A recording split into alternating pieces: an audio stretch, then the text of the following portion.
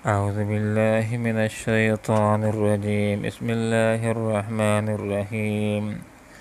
قال هل علمتم ما فعلتم بيوسف وأخيه إذ أنتم جاهلون قالوا إنك لأنت يوسف قال أنا يوسف وهذا أخي قد من الله علينا إنه من يتق ويصبر فإن الله لا يضيع أجر المحسنين. صدق الله العظيم. سبحانك لا علم لنا إلا ما علمتنا إنك أنت العليم الحكيم. قال فرمایا العلم تم کیا تم جانتے ہو ما جو کچھ فعلتم تم نے کیا تھا بیوسف یوسف علیہ السلام کے ساتھ واقعی اور اس کے بھائی بنیامین کے ساتھ اس وقت جب کہ انتم تم تھے جاہلون نادان. قالوا نے کہا اِنَّكَ لَأَنْتَ کیا تم ہی یوسف ہو. قال فرمایا انا یوسف میں یوسف ہوں. وَهَذَا أَخِي اور یہ میرا بھائی بنیامین ہے. قد من یقیناً احسان کیا اللہ تعالیٰ نے علینا ہمارے اوپر.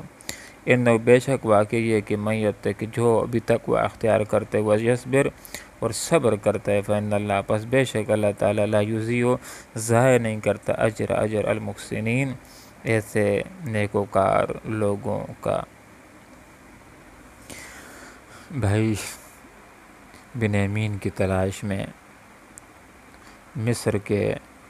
بادشاہ کے پاس پہنچ جاتے ہیں. گھر کی حالت کو بیان کرتے ہیں، غربت کا تذکرہ کرتے ہیں، ابا جان کی کیفیت کو بیان کرتے ہیں اور بادشاہ سے عرض کرتے ہیں کہ پونجی تو ہے حقیر سی لیکن آپ احسان کرنے والے ہیں، غلہ پورا عنایت کر دیجئے. اور جس وقت یہ بات محسوس کرتے ہیں کہ بادشاہ کا دل نرم ہو رہا ہے تو یعقوب علیہ السلام کو بھی ذکر کر لیتے ہیں اور اپنے بھائی کو بھی مانگنے کی درخواست کرتے ہیں کہ بنیامین کو بھی ہمارے ساتھ جانے کی اجازت دے دیجئے. یہ مناسب موقع تھا راز کو فاش کرنے کا، اپنے آپ کو ظاہر کرنے کا. اور جس وقت بھائیوں کی بات سنتے ہیں کہ قحط سالی کی وجہ سے گھر کے اندر بڑی پریشانی آ گئی ہے اور صحیح پونجی بھی نہیں ہے، حقیر سی پونجی ہے، بھائیوں کی حالت اور کیفیت سن کر کے بے اختیار آنسو بھی جاری ہو جاتے ہیں اور بے اختیار اپنے بھائیوں کے سامنے یہ بات ذکر کر لیتے ہیں. فرماتے ہیں هل علمتم ما فعلتم بیوسف واخی کیا تمہیں معلوم ہے کہ تم نے اپنے بھائی یوسف علیہ السلام کے ساتھ کیا کچھ کیا تھا اور اس کے بھائی بنیامین کے ساتھ کیا کچھ کیا تھا. پھر حضرات یوسف بڑے حیران اور پریشان ہو جاتے ہیں کہ بھائی کے ساتھ یوسف علیہ السلام کے ساتھ جو ہم نے زیادتیاں کی ہیں وہ تو ہمیں معلوم ہے اور یوسف کو معلوم ہے، یہ مصر کے بادشاہ کو کس نے بتلا دیا؟ کہیں یہی تو یوسف نہیں ہے؟ غور سے دیکھا، آثار معلوم ہوئے بھائی کے اور بے اختیار زبانوں کے اوپر سوال اٹھ گیا کہ کیا آپ ہی تو یوسف نہیں ہیں؟ اِنَّكَ لَأَنْتَ یوسف کیا آپ ہی یوسف ہیں؟ تو فرمایا ہاں انا یوسف میں یوسف ہوں اور یہ میرا بھائی بنیامین ہے. حضرت یوسف علیہ السلام نے اپنے بھائیوں کو ان کی غلطی کا احساس دلایا اور خود بھی اس کے اندر سے ان کے لیے معذرت کا پہلو بھی نکالا کہ یاد ہے اپنے بھائی کے ساتھ کیا کیا تھا جب کہ تم نادان تھے. گویا کہ خود ہی ان کے لیے معذرت کا پہلو بھی نکال دیا. اور حضرت یوسف علیہ السلام نے یہ بات بھی ذکر کر لی کہ اللہ رب العالمین نے ہمارے اوپر احسان کیا، میرے اوپر احسان کیا، میرے بھائی بنیامین کے اوپر احسان کیا. یہ اچھے بندے کی علامت ہوتی ہے کہ جب اللہ رب العالمین نے جو احسانات دیے ہیں بجائے اس کے پوری زندگی کے جو مشکلات گزری ان کا ذکر کرنا شروع کر دیتے اللہ کے احسانات کا ذکر کر دیا کہ اللہ نے احسان کیا، کہ اللہ رب العالمین نے عزت دے دی ہے، فوقیت دے دی ہے، برتری دے دی ہے، ہمیں ملا دیا ہے، مجھے مصر کا بادشاہ بنا دی، عزت دے دی ہے، یہ رب تعالیٰ کا میرے اوپر احسان ہے۔ اور پھر یہ بات ذکر کر لی کہ بے شک جو آدمی ڈرتا ہے اللہ رب العالمین سے اور تقوی اختیار کرتا ہے اور صبر کرتا ہے تو ایسے لوگوں کے اجر کو اللہ رب العالمین ضائع نہیں کرتا، ایسے محسنین کے اجر کو اللہ تعالیٰ ضائع نہیں کرتا۔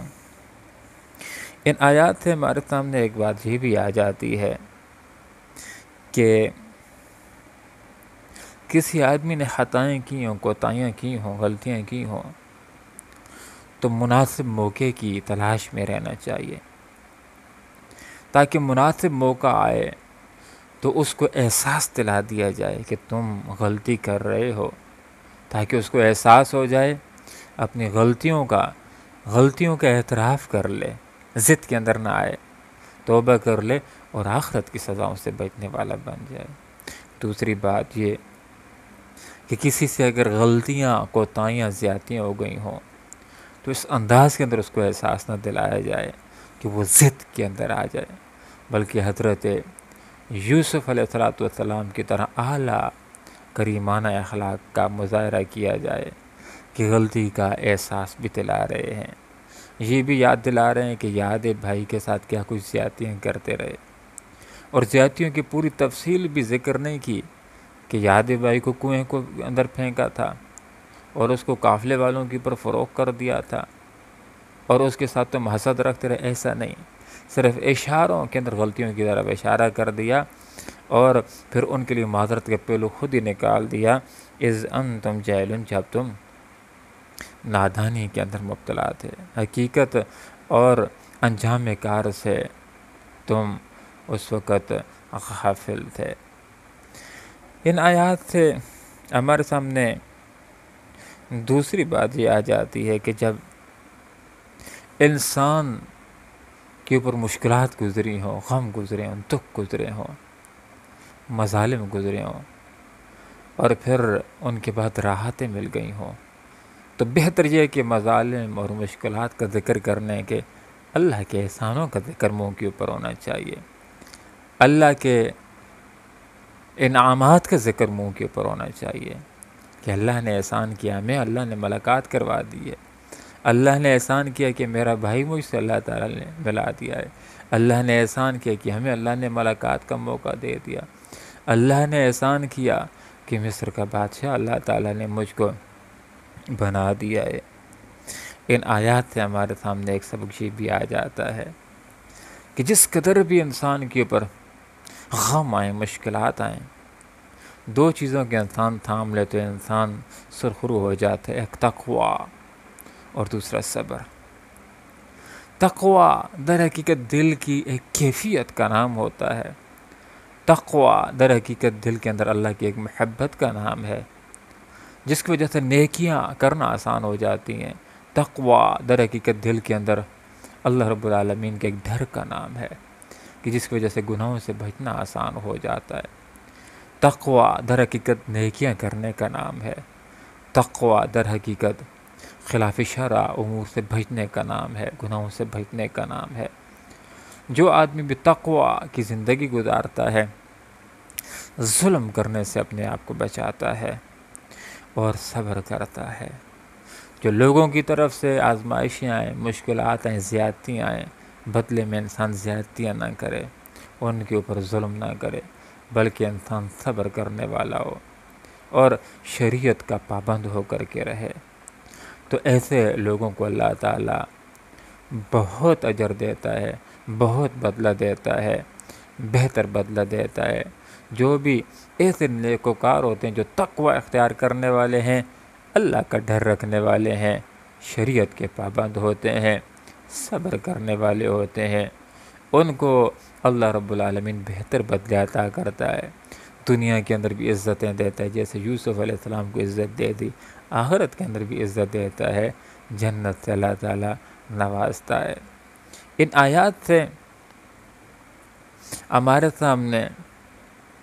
صبر کی فضیلت بھی آ جاتی ہے۔ یہ صبر انسان کی ایک بہت بڑی صفت ہے۔ آپ صلی اللہ علیہ وسلم کا ارشاد اقدس ہے کہ بندہ مومن کا معاملہ بڑا عجیب ہوتا ہے